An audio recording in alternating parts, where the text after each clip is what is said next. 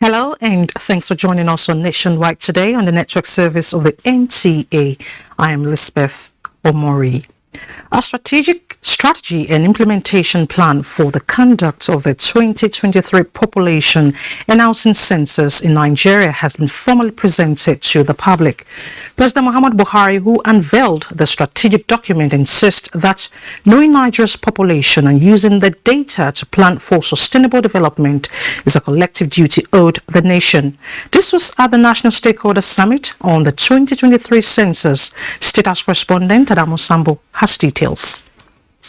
The document, prepared in a standard project implementation format containing monitoring, evaluation and work plans as well as budget with detailed justification and expenditure, outlines ways and means towards achieving the objectives of Nigeria's first fully digital population and housing census. And this summit, convened by the National Population Commission to promote a robust conversation on this vital national project, is also aimed at strengthening collaboration, cooperation and support of key stakeholders towards achieving the desired objectives. The Commission is committed to ensuring that results of the census are acceptable to Nigerians and the quality of data to be generated meets international best standards. The 2023 population and the housing census marks a major milestone in our country. My colleagues and I are completely on board and eagerly waiting the resolution from this summit. The National Assembly will develop an action plan to work in synergy with the executive to facilitate the smooth conduct of the 2020 city census project to generate credible, reliable data to national planning and sustainable development. President Muhammadu Buhari, who described as worrisome that despite Nigeria's high-ranking position on the global demographic map, its population censuses have been conducted irregularly and at intervals longer than the UN recommended 10 years. This irregular and long interval of census taken in Nigeria has denied the nation the huge benefit of comprehensive baseline data for evidence-based decision-making. Knowing Nigeria's population and using the data to plan for the people and future generation is a collective duty we owe this nation. The president, who expressed the conviction that the National Population Commission has the capacity to deliver a reliable and credible census, said the government is also satisfied with the deployment of technology, which he said will enhance the quality of data and inspire confidence of the Nigerian people and acceptability of the census results. We must all resolve that this duty is satisfactorily carried out in the firm belief that what has joined us together as a nation and our common destiny are far stronger than the negative forces that tend to drive us apart. The 2023 census data is also needed to tackle the security challenges bedeviling the country, as it will give an overview of the population, where we are and who we are. The Ooni of Ife, who is the co-chairman of the National Council of Traditional Rulers, described the 2023 population and housing census as a formidable legacy that will be left for Nigeria, and applauded the Buhari presidency for proving to Nigerians that things can indeed work in the country. Now, we might not feel the impact of these legacies, but in the foreseeable future in this country, all of us will still come together and realize what he has actually done for our dear country. We should give a standing ovation for our president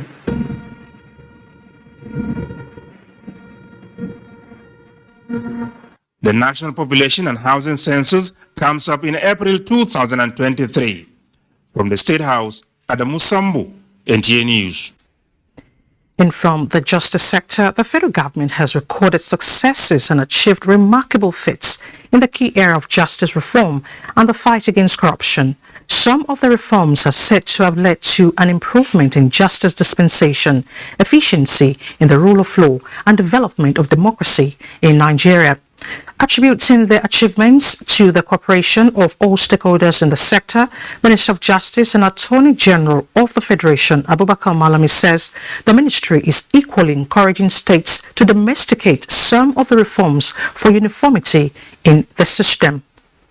In the third quarter of 2022, and we have recorded 2,141 convictions by EFCC.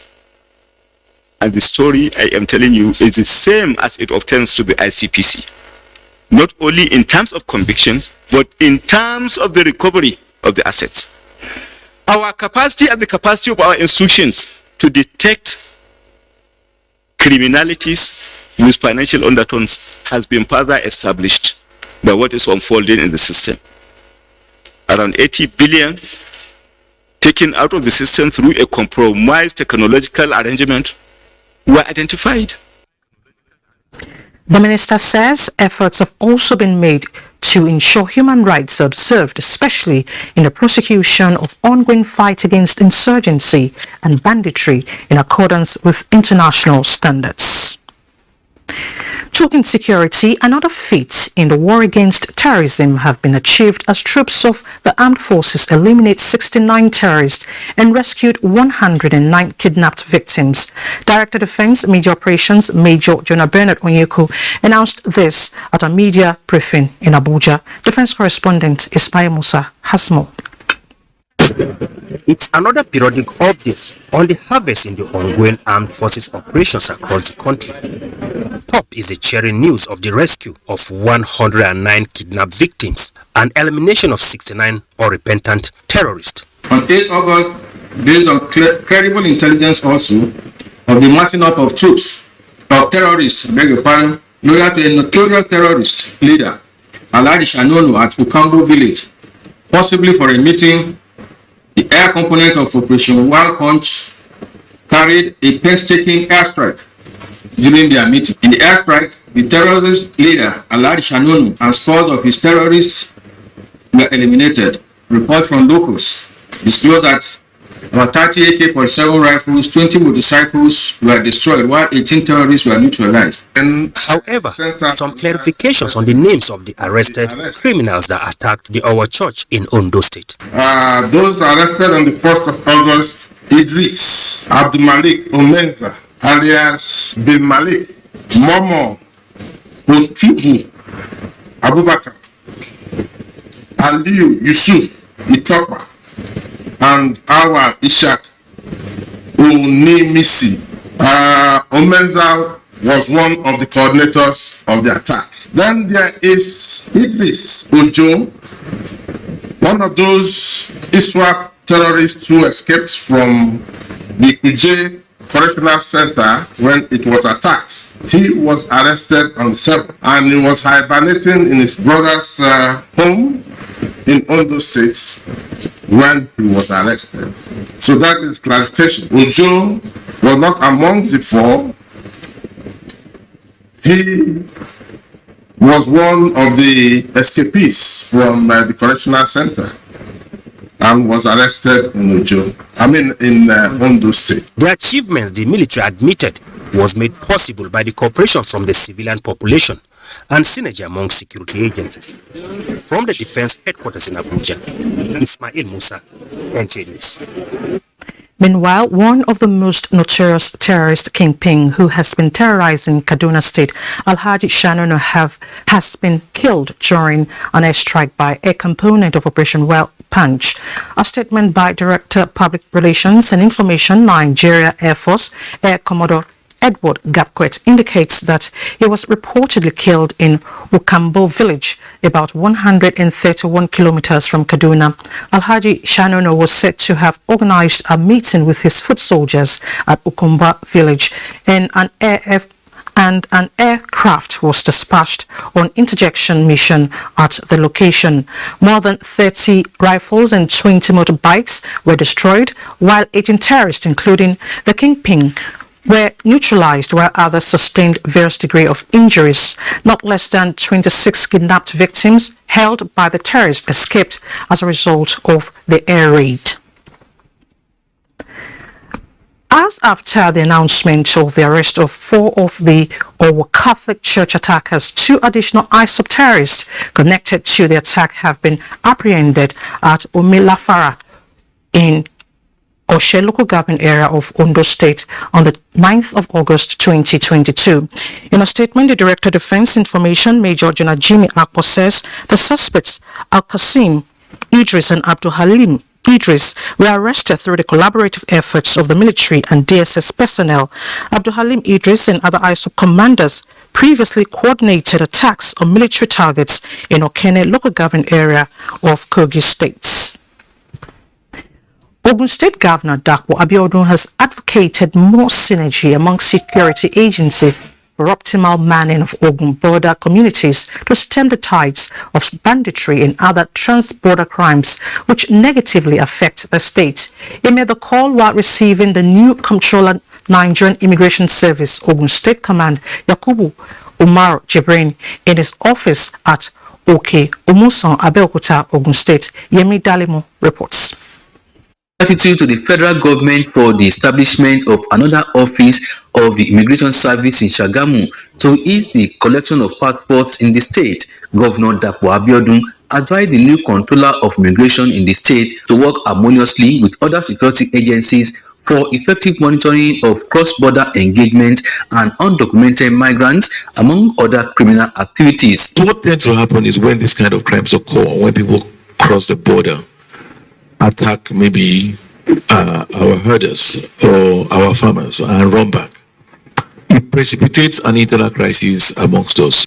Responding, Ogun State Controller, Nigerian Immigration Service Yakubu Umar Jibrin says the command will maintain professionalism while carrying out its duties in the state. We will enforce more security on our border coast to make sure that undesirable elements do not cross.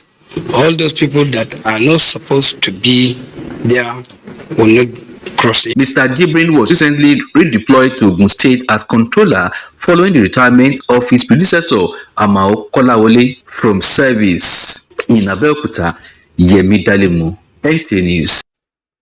And the Nigerian Correctional Service has refuted claims by a senior police officer accusing some correctional officials of extorting money before admitting remanded suspects in custody. A statement by the Service Public Relations Officer Umar Abubakar notes that the report is untrue. Umar insists that suspects are escorted from the courts to the custodial facilities by officials of the prosecuting agencies under whose watch such admissions are done. The process of admission into a custodial facility starts immediately. The suspect is presented by the official with an accompanying detention warrant from a court of competent jurisdiction, and it's therefore practically impossible to extort money from suspects before admitting them, as the report suggests.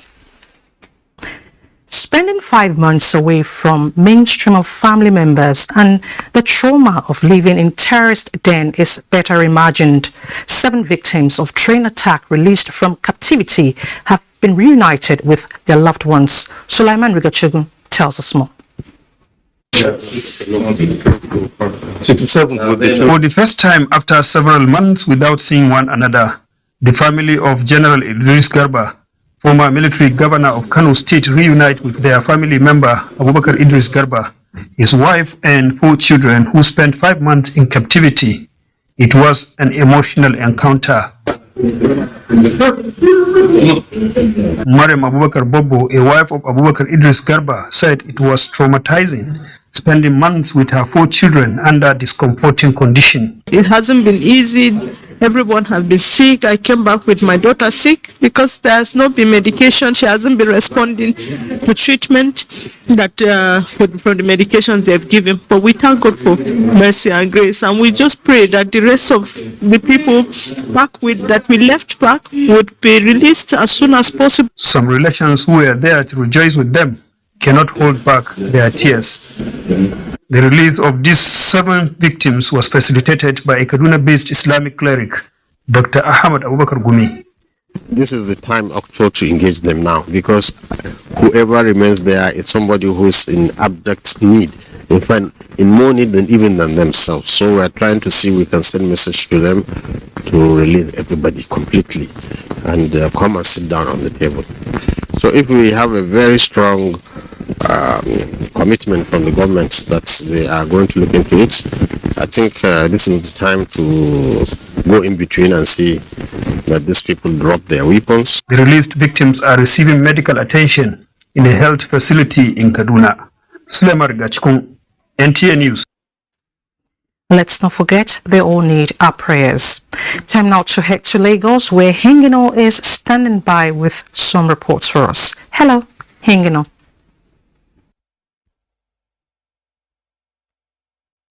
Elizabeth. The Nigerian Army, through its Ordnance Corps headquarters, is regrouping as part of means to combat contemporary security challenges confronting the country.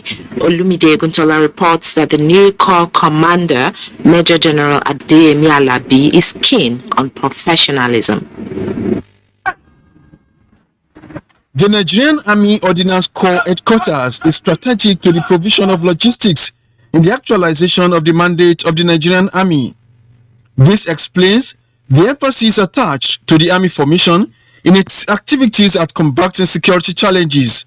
With the change in leadership of the Ordnance Corps, the Nigerian Army is perfecting strategy to ensure that Nigerians are free from all forms of security challenges, while the country's socio-economic activities thrive unhindered. It is time to redouble our efforts so that we will work together and collectively with other security agencies to overcome the menace of banditry, terrorism, and all other criminalities and restore peace and stability to our nation. We must maintain the standard in the Nigerian Ordnance Corps.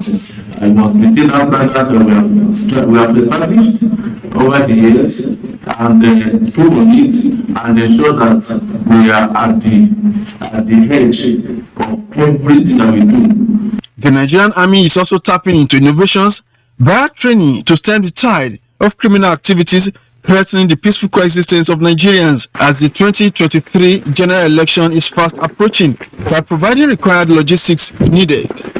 In Lagos, Olumide Guntola, NTA News. Away from security, noticed the changes in weather patterns that have lasted for some time now. It is part of climate change, so don't panic. Although the weather appears cold and friendly, for some, it also has some negative health effects that may require extra protection and caution. This report provides us some steps to preventing not just cold this period, but staying healthy. Cold, chills, dryness, dusty, windy, and haze are some of the changing weather patterns experienced this season. Extremely cold in the morning, then in the afternoon it's extremely hot. In the night I feel too much cold. Yeah, I don't really feel okay, you understand, because I don't like much cold. I like the weather. The rains seem to have taken a break after the late June and early July downpour, which caused havoc in some coastal areas, including flood-prone communities, especially in Lagos. The current weather condition no doubt exposes many to different ailments and, if not controlled, may lead to other serious health risks. A lot of the time, we feel that once you have the cold, your running nose, you're coughing, you're sneezing, you have this body pain and all that, we want to take antibiotics to help us. Antibiotics might not help. You need to take adequate rest. You probably take, warm water. For some people, because of the viruses that the body has been exposed to, they might then have what we call secondary bacterial infection. But that would be so your doctor will know if because we always say if you have cold and cough and things, you take simple measure, it doesn't settle, see your doctor. Prevention, they say, is better than cure. Medical experts advise anyone who still experiences symptoms after observing preventive measures to seek medical attention to prevent any complication. Do not forget to follow this news broadcast live on our website at nta.ng/live and on our other social media handles displayed on your screen for updates. Nationwide continues after this timeout with Zinret in Jos. Thanks for staying with us. Hopefully we will be joining our Jos Network Center in the course of the bulletin. President Muhammad Buhari sends warm greetings to Muhammadu Indimi on his conferment with an honorary degree of Doctor of Letters by the University of Maiduguri, which coincides with his 75th birthday. In a statement, the president says the conferment of degree of Doctor of Letters to the celebrant undoubtedly was in recognition of his commitment as a son of Borno and a conscientious philanthropist who has supported education as the sure path for the upliftment of his people towards a better life. The president joins his family and friends across the breadth of the nation to congratulate and wish him a happy birthday. Talking agriculture, the African Development Bank is to increase access to agricultural fertilizers to 20 million farmers in Africa, including Nigeria. President of the bank, Dr. Akinwumi Adesina, says the program is part of the African Emergency Food Production Facility recently launched by the bank to deliver climate-adapted, certified wheat and other staple crop seeds in Africa. Justin Bemoi reports. They have developed an emergency food crisis response facility. Contained in a document titled Averting an African Food Crisis, the African Emergency Food Production Facility, the AFV president, disclosed that within the next 2 years, the facility will allow farmers to produce 38 million additional tons of food, a 30% increase in local production worth an estimated $12 billion. From the onset, he said, the African Development Bank realized the strategic need to tackle the devastating impact of the Russia-Ukraine war on Africa's food security, and it was important to prevent unrest and even more human suffering. And that is why in May, the bank established a $1.5 billion African Emergency Food Production Facility, where in less than 60 days, it put into action $1.13 billion worth of programs under the facility and across 24 African countries. The AFDB president says half a dozen more programs are expected to get underway by September. The African Development Bank's $1.5 billion strategy will lead to the production of 11 million tons of wheat, 18 million tons of maize, 6 million tons of rice, and 2.5 million tons of soya beans. It will also provide fertilizer to smallholder farmers across Africa using its convening influence with major fertilizer manufacturers, loan guarantees, and other financial instruments. Justin Bemuni, NTA News. Keying into federal government's diversification policy of the Nigerian economy through non-oil exports, the Cross River State government, in collaboration with the Nigerian Export Promotion Council, is sensitizing farmers to position oil palm and cassava as major export products in their state. Paul Abel reports. Cross River State, South Nigeria, has fertile and arable land which has been involved in the export of cocoa and rubber over the years. In a bid to expand its frontiers in the international market, oil palm and cassava have been selected for export due to their comparative advantage. To realize this dream, the needs to improve production and productivity, processing, quality, and attain best international practices becomes inevitable, hence the sensitization of farmers and other stakeholders. To recapture the lost glory of the place of cassava and oil palm in Cross River State. And that is why we brainstormed and came up with this idea. By the time we actually surpass our local consumption, we have the excess that we can actually process for export quality. Some farmers comment on challenges and how to achieve the goal. We have the land, but our constraint is the issue of the land clearing and equipment. If the state government can make land available, and that is very possible for Cross River State government to. Participants were taken through sessions on funding procedures and saturating the local market on oil palm and cassava, as well as meet the demand for export. In Calabar, Paul Abel, NTA News. And for more reports on Nationwide, let's join Mina in our Enugu Network Center. Nice to see you, Mina. Yes. To Enugu Network Center. Civil society organizations of Nigeria, Enugu State Chapter, have taken to the streets in a peaceful protest to express their displeasure on the proposed inclusion of comprehensive sexuality education in primary and secondary schools in Nigeria. Chika Ugu reports that the organization took the protests to key players in the education sector.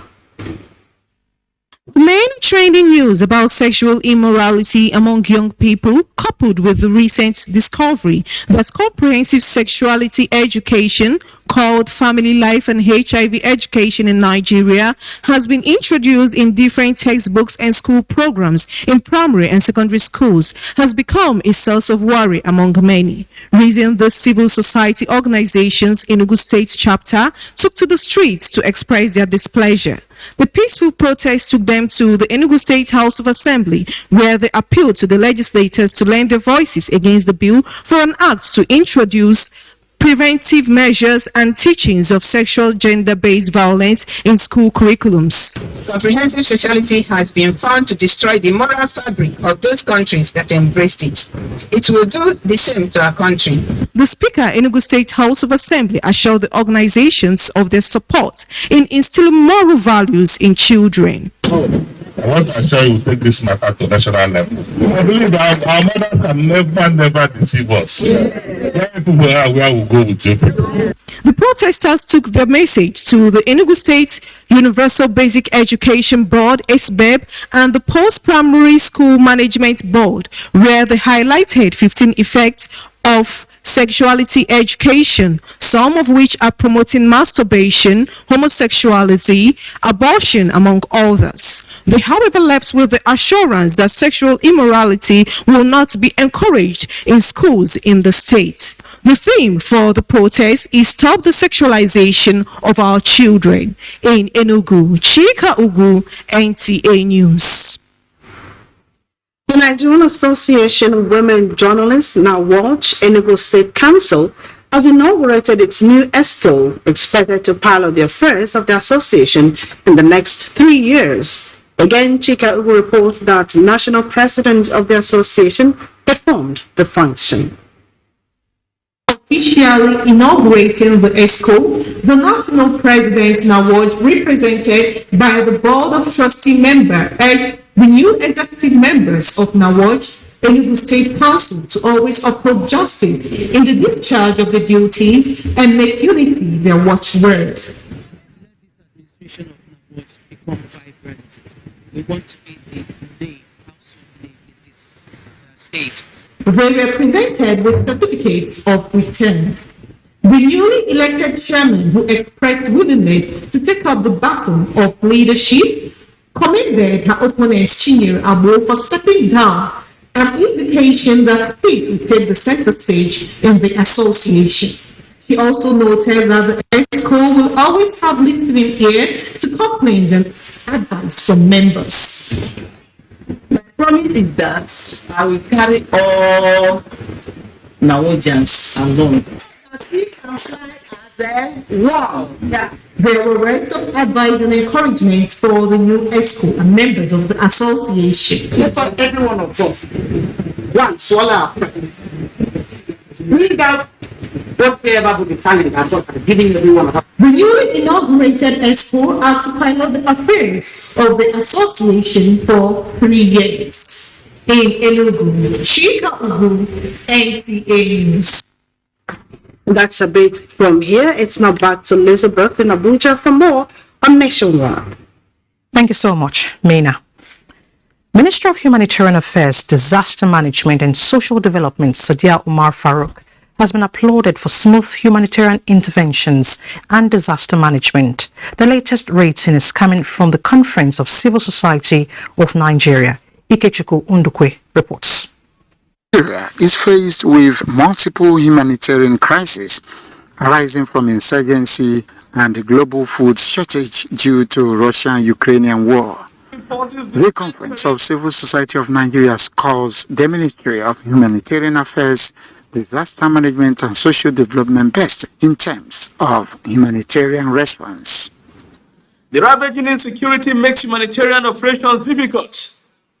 Supply routes in most parts are interrupted by terrorists and bandits who pose high risk to humanitarian staffs and materials. We call on the public, Nigerians, the civil society, citizens, the international community, the United Nations, bilateral and multilateral partners to support the humanitarian response in Nigeria. The conference leveraging on the ministry's interventions like the Government Economic Enterprise Program GEEP, conditional cash transfer, and the National Homegrown School Feeding Program as providing relief to millions of beneficiaries across the nation. Nigeria, like its counterparts across the world, is battling with fire outbreak. The disturbing situation is now compelling the application of digital infrastructure in preventing fire-related disasters. Abubakar Usman Akwanga reports that the Federal Fire Service is at the center of operationalizing this renewed drive. Statistics of fire disaster in Nigeria is high and worrisome with deaths and loss of property, but the will to flatten the curve is reassuring through the deployment of modern equipment to stem the tides. And as a practical step towards achieving its mandate, the federal government approved more procurement of sophisticated firefighting trucks and devices for geopolitical spread across the country. As of today, the service has 69 state-of-art firefighting appliances, 20 basic life support ambulance, 15 water tender, 15 water tanker. We are expecting 45 additional appliances. A repeal of the Service Act, establishment of more stations to enhance rapid response, enforcement of safety code, and strengthening commitment with the Nigerian Air Force are now the immediate priorities. Leverage on technology to enhance our statutory mandates and efficient service delivery. Enlightenment campaigns are being streamlined to ensure precautionary measures dwell in the minds of Nigerians to avoid any act capable of putting lives and property in jeopardy. In Abuja, Abubakar Akwanga, NTA News. You're watching Nationwide on NTA. Let's join Zinret in Jos for more reports. Hello, Zinret. Hello, Elizabeth. Thanks for joining us in Jos. Chief of Army Staff Lieutenant General Farouk Yahaya says he will ensure that facilities in army formations and security are improved upon in view of the evolving security situation in the country. This was while inaugurating some projects at the headquarters of 3 Division Jos. Wilkisunuhu has details.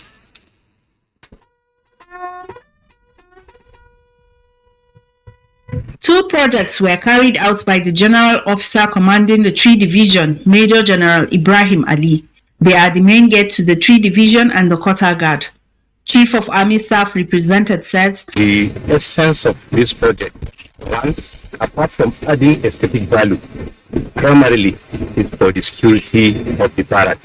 So the officer commanding and his team sat down and felt it is necessary the barracks, the cantonment is secure. The General Officer commanding the division and Commander Operation Safe Haven, Major General Ibrahim Ali, explains that the projects were executed in line with the vision of the Chief of Army Staff to upgrade facilities in army formations. What we have done, the construction and commissioning of the gate and the quarter guard, is achieving some part of one of those cardinal points, which is administration. We want to improve the quality, the professionalism level of 3 Division Nigerian Army. The representative of the Chief of Army Staff later presented a Hilux vehicle for the Regimental Sergeant Major. In Jos, Bilkis Sunuhu, NTA News. Suspects have been paraded in Jos by the State Command of the Nigerian Police for various offences. Sadat Mohammed Kafa reports. Crimes committed by these suspects include armed robbery, kidnapping, defilement, and car theft. An escapee of the recent Jos jailbreak was also arrested and paraded. Items recovered from the suspects are a Toyota Camry, locally made rifles and ammunitions. Briefing journalists on the successes recorded, the State Commissioner of Police, Bartolome Oyeka, says the suspects who were arrested within Plateau and Bauchi states confessed to the crimes upon interrogation.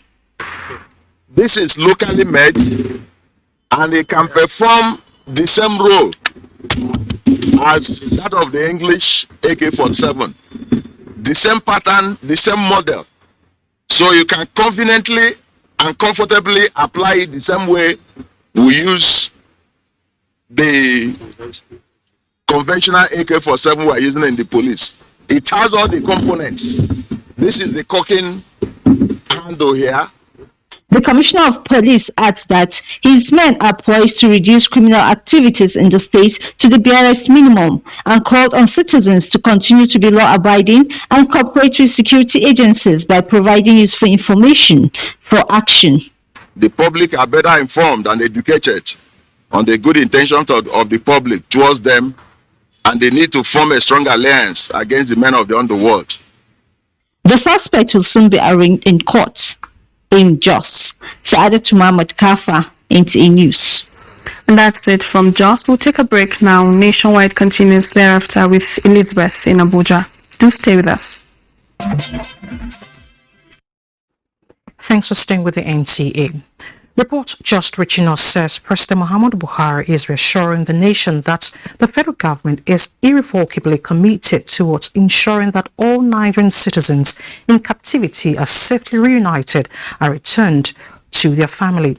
The president, who stated this at an audience with representatives of families of the abductees, says freeing the victims wherever they are is a solemn task that must be accomplished as demonstrated publicly and behind the scenes.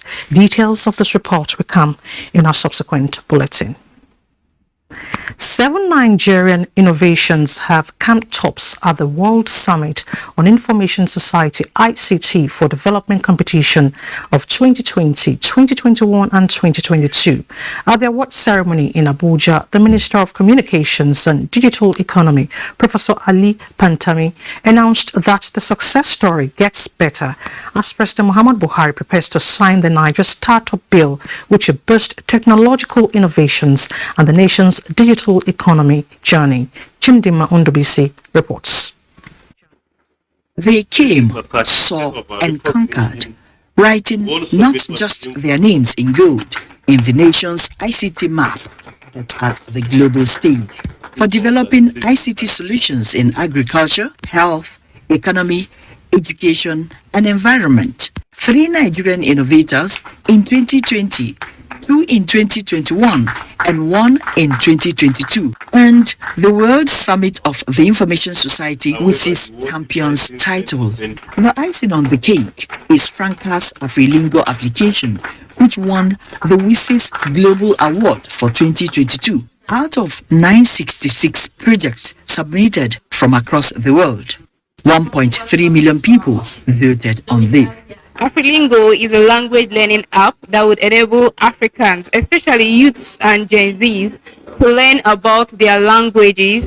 Also, while learning about the language, the app would enable them know more about their cultural background and heritage. This prototype is applicable for Africans and also anyone all over the world.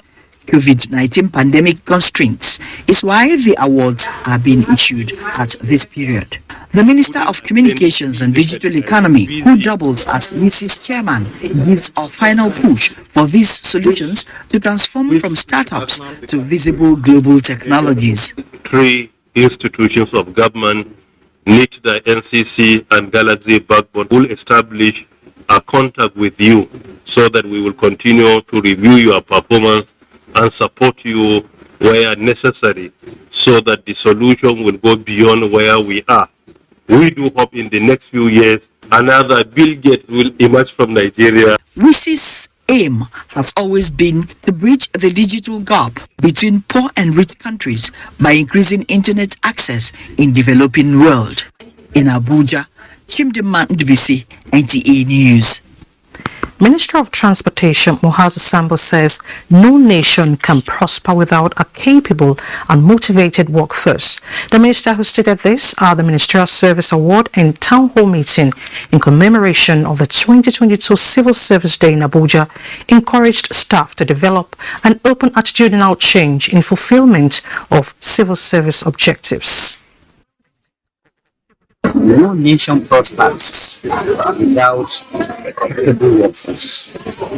Civil service of every nation is the bedrock of its 20 outstanding staff of the Ministry of Transportation were recognized for hard work and dedication to service, among whom are the Deputy Director Press, Anastasia Ogbonna, and 2 other information officers. With months to the 2023 general election, the African Democratic Congress says unity of Nigeria after the elections remain its topmost priority as it strategizes to mobilize support for the party. At the unveiling of its Presidential Campaign Director General, Abdulaziz Sulaiman in Abuja, the party is optimistic of winning the 2023 presidential election and provides leadership that will change the nation's political landscape of breeding selfless leaders that will serve the country.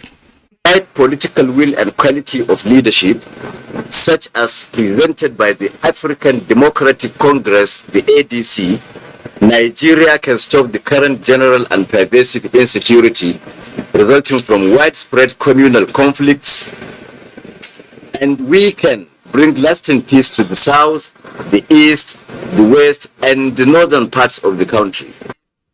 ADC campaign DG says a formidable winning campaign team has been constituted to develop strategy not only to penetrate and sensitize Nigerians at the grassroots, but also to ensure that its presidential candidates wins the election. Correspondent Linda Okori Igwe reports that the party is advocating peace and a united Nigeria irrespective of religious or geographical divide. To education, ahead of the United Nations Summit on Transforming Education, key players are advocating the need for a pool of professional teachers for qualitative education. Abdul Malik Hassan reports. Balancing technical education with Transforming Education Summit takes a deep dive into global issues on education, with vision to transform the sector between now and 2030.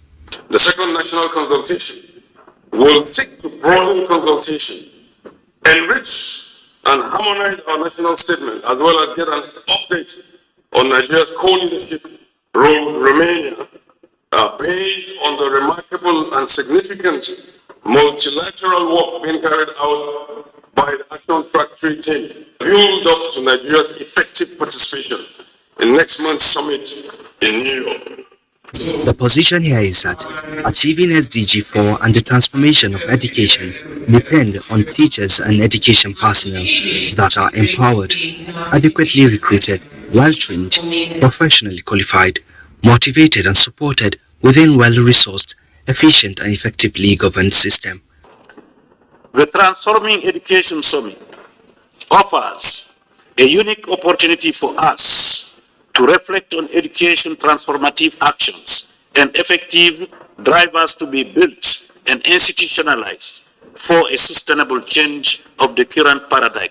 While this formed part of the thematic action track 3, some key issues were identified with regards to the education system in Nigeria. It could be above 20% rural requirement, or it could be meeting the 45% GDP requirement. But the important thing is that we need to make sure education is on the top of the political agenda and remains there. The forum will provide a platform to integrate highlights of findings from engagement with youth, civil society, and non-governmental organizations that will form part of discussion at the UN Transforming Education Summit holding in September 2022. Abdul Malik Hassan, NTA News. A bit on health. To increase health indices and achieve universal health coverage, there's the need to entrench accountability and transparency in the implementation of the Basic Health Care Provision Fund. This, the Minister of Health, Dr. Saige Hanire, says will go a long way in providing accessible health care to Nigerians.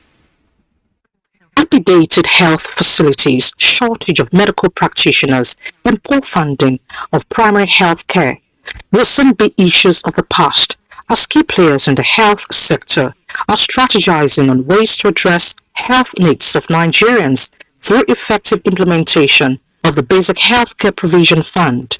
This assurance informed this review meeting, where the Minister of Health disclosed that the federal government has released a total of 89 billion to the fund and disbursed 56 billion naira to all the states and the FCT.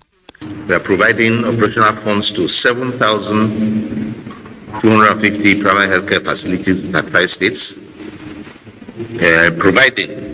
But this does not necessarily mean that they are all operational as such yet.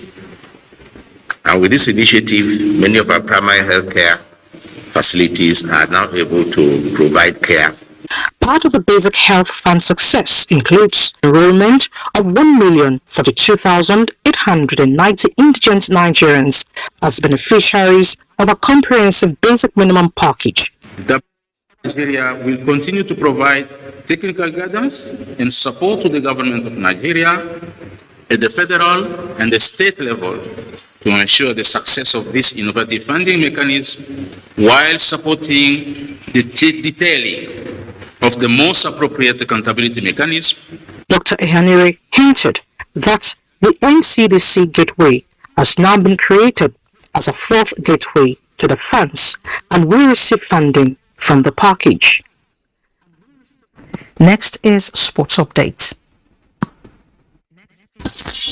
Nigeria's Falconers are set to begin their 2022 FIFA Under-20 Women's World Cup campaign as the Chris Danjuma side take on France in their Group C opener early Friday morning at the Estadio Nacional de Costa Rica. This is the second time Nigeria will be meeting France in the Under-20 Women's World Cup. The first time both teams met at the quarterfinal stage of the 2008 edition of the tournament in Chile. The Falconers narrowly lost 2-3 to the French team, which went ahead to finish fourth. Nigeria finished as runners-up in 2 occasions, 2010 and 2014. France, on the other hand, also finished third in the 2014 edition in Canada after defeating North Korea 3-2. The French team, however, got to the final of the 2016 edition in Papua New Guinea, but lost 1-3 to North Korea. I must say that it's another opportunity if they're going to correct some of the mistakes they observed in their qualifiers and even in the friendly matches they played. I see them going far. Meanwhile, Nigeria superstar Udunayo Adekuloye has continued her standing performance in Turkey by winning gold for Nigeria at the ongoing Islamic Games in Konya, Turkey. The 2022 Commonwealth gold medalist secured gold for the country In the 59 kg women's category, Nigeria is among the 45 countries participating in the 5th edition of the Islamic Solidarity Games, which ends on the 18th of August 2022 in Turkey. And in golf, after 2 weeks of impacting basic golf skills on children with the objective of catching them young, the ladies section of the IBB International Golf and Country Club says the results are commensurate with the intent. Some of them that came initially could not even know the club, but now they can hold the club and they're swinging so well. Wow! With sports update, Chukwunonsonwa Boise, NTN News. In Sports Update ends nationwide today. Thank you so much for watching. Do remember to always take action against rape and rapists. I'm Elizabeth Omori.